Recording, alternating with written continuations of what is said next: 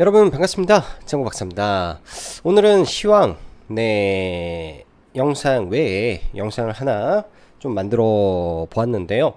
일단 오늘 장중 라이콤이라는 종목을 좀 보다가 라이브 방송 중에 이거 완전 재탕 기사이면서 토시 하나 틀지 않은 기사가 시장에 떴다. 이거 무조건 조심해야 되는 기사다. 라는 말씀을 좀 드리면서 좀 느꼈던 내용들을 여러분들과 함께 공유하면 좋겠다라는 생각에 영상을 만들어 보았습니다.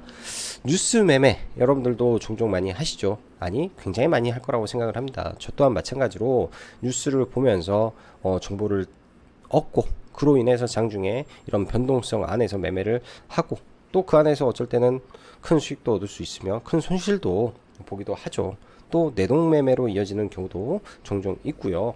그러나 이러한 뉴스를 우리가 보다 보면은 이제 뉴스에 대한 해석 능력을 기르게 되는데 그럼에도 불구하고 항상 당하는 게 이 재탕 뉴스에 대해서 많이 당하는 것 같습니다. 그래서 사실 주식을 하면서 이제 매일같이 시장을 복귀하고 또 이슈들을 다 체크를 해 나가는 일련의 과정들이 있다면은 그런 부분을 피해갈 수도 있겠지만은 가끔 주식을 하다가 어느 날 갑자기 좋은 기사라고 눈에 띄었던 게 글로벌 뉴스에 뭐 테슬라의 뭐 핵심 파트너에 세계 최초로 뭔가를 납품하고 있는 기업의 기사가 나왔다면 저라도 많이 흔들릴 거라고 생각을 합니다.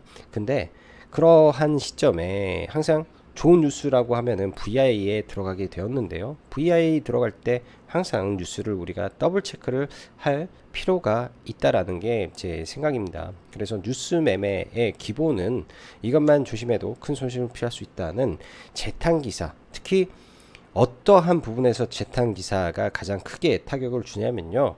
뉴스라고 하면은 임팩트 있는 재료, 즉 글로벌리하게 뭐 미국 정부에서 한다든지 유럽에서 한다든지 중국에서 한다든지 이게 이제 가장 메가톱급 재료가 되는 거고, 그 다음으로는 애플과 테슬라와 삼성전자와 현대차, 즉 글로벌 이 초인류 기업들과 협업을 한다든지 계약을 한다든지 그들과 뭔가의 사업성 연관성이 있다든지 했을 때 엄청난 이 메가톱급 파워를 가집니다. 또한 세상에 없는 혹은 패러다임의 변화를 선도할 수 있는 뭔가 신선한 재료가 나왔을 때 뉴스로서 값어치를 굉장히 크게 하는데요. 통상 이러한 재료로 인해서 앞 구간의 상한가를 뭐 한두 번 갔던 종목이 이 한 번의 조정을 거치고 뒷자리에서 올라올 때 가끔 종종 똑같은 재료를 붙이는 경우가 아주 빈번하게 발생을 합니다. 오늘 그렇게 발생을 했던 종목이 제가 볼 때는 라이콤이라는 종목에서 그런 이 기사가 나왔는데요. 이런 기사는 사실 의도성이 굉장히 짙지 않나라는 생각을 합니다. 이 기사를 최초 썼던 그 기자 굉장히 나쁜 친구죠. 혹은 흔히 말해서 기레기라고 하는 친구들이 돈을 받고 기사를 올리기도 하는데 뭐 사실적으로 틀린 내용은 아니지만은 과거에 있던 내용을 복사해서 WCWV 컨트롤 C 컨트롤 V를 해서 붙여놓는 경우도 있기 때문에 이런 점만 피해도 여러분들 주식하는 이 과정 속에서 적어도 큰 손실은 피할 수 있다라고 생각을 합니다.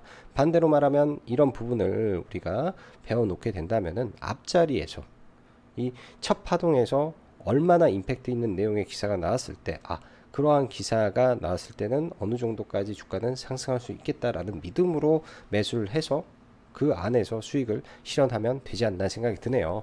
자, 뭐 간단하게 이제 오늘 있었던 뭐 한 두 가지 정도 내용에 대한 이야기를 한번 해보도록 하겠습니다. 어제 전기차 충전 관련해서 기사가 나왔었죠. 이 부분에서도 어제 시황 영상에서 그런 말씀을 드렸습니다. 이 내용들은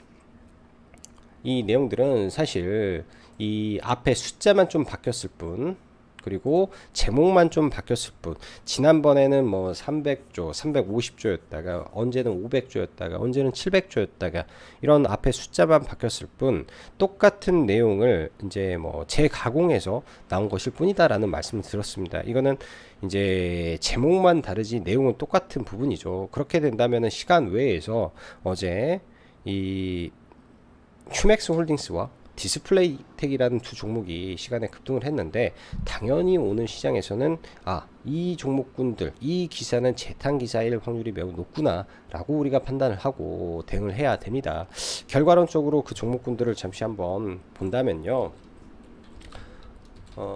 휴맥스 홀딩스는 그나마 시가가 20% 뜨고 상한가라도 좀 갔죠. 상당히 잘 갔는데요. 이런 기사에서 뭐 예를 들어서 이때 시가를 회복하고 올라갈 때 따라붙어서 딱 이게 아니다 싶을 때는 더 이상 눌림 매매도 하지 않아야 되고, 오후에 이러한 시가를 깨게 되면은 절대 매매로도 대응해서도 안 됩니다. 네, 디스플레이텍도 마찬가지고요. 이게 재탕 기사인데 아침에 그냥 임팩트가 있어서 빠르게 올랐을 뿐, 그 이후에 이러한 시가를 훼손한다, 절대로 눌림으로 받아서는 안 되는 내용들이죠. 왜? 이미 이 기사의 내용들은 시장에서 다 알고 있는 기사고 신선함이 없고 재탕 기사이기 때문에 조심해야 된다라는 관점이고요. 더 대박은 오늘 라이콤이지 않나 라는 생각이 듭니다.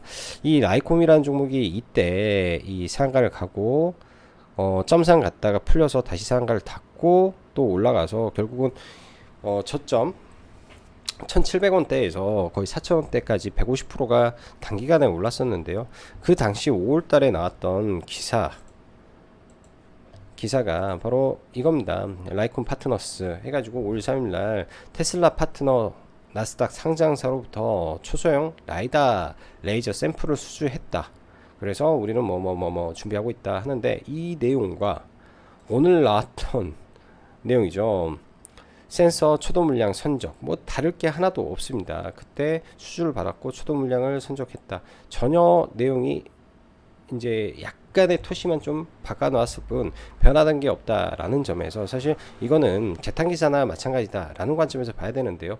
이 기사가 오후에 이렇게 있다가 주식을 이렇게 가다가 여기서 딱 발생을 합니다. 그 이후에 엄청나게 하락을 해버리죠. 즉 뭔가 신선한 재료, 예를 들면 초도 물량 선적이 아니라 이미 납품이 끝나서 다른 쪽에서 추가적으로 계약을 받았다든지, 더 많은 고객들이 이러한 제품의 우수성에 의해서 뭔가를 한다든지 했을 경우 더 강력한 상승을 보이겠지만은, 똑같은 내용에서, 그리고 이 앞에 강력하게 상승을 하고 이 흔히 말하는 뒷자리 구간에서 나온 이슈는 절대로 그 뉴스에 따라붙어서는 안 됩니다.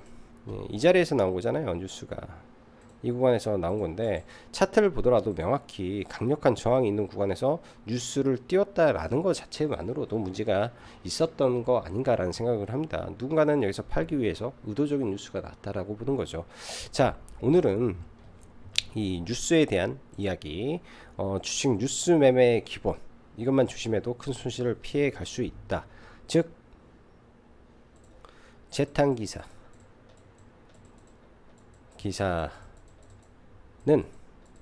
특히 파급력이 강한 이슈에서, 그리고 돌파를 할 수 있을 것처럼 기대감을 만든 순간에 나오는데, 그 순간을 조심하자 라고 생각을 하시면 될 것 같습니다. 자, 오늘도 영상 시청해 주셔서 감사하고, 여기까지 정보박사였습니다. 감사합니다.